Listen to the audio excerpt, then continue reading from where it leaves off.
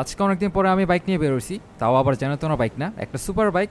তার আগে আমি হেলমেটটা লাগিয়ে নেই, কারণ বাইক যেমনই হোক, কমিউটার হোক, প্রেসিং হোক অথবা বাঙ্গারি হোক, হেলমেট পরে বাইক চালানোটা খুবই জরুরি। আজকে আমি যদিও অনেক স্পিডে যাব, কারণ সুপার বাইক, তার মধ্যে আবার আমার তারাও আছে, আশেপাশে কেউ নাই, একটা টার্ন নিতে হবে। আমি একটু হুইলি করার চেষ্টা করতেছি আর কি, কিন্তু ফাঁকা রাস্তা পাইতেছি না। মানে হুইলি করতে গেলে একটাই সমস্যা, সামনে একটা গাড়ি চলে আসে, একটা ফাঁকা রাস্তা আমাদেরকে খুঁজে বের করতে হবে। এই গাড়ির কিন্তু আবার প্রচুর টান, লাইক 2 গিয়ারের মধ্যেই 100 কিলোমিটার পার আওয়ার উপরে চলে যাই। ঠিক আছে, এই জায়গাটা মোটামুটি ফাঁকা আছে, এটার মধ্যে আমরা হুইলি করি। সি, অসাধারণ ম্যান। আরও 1 বার করা যাক।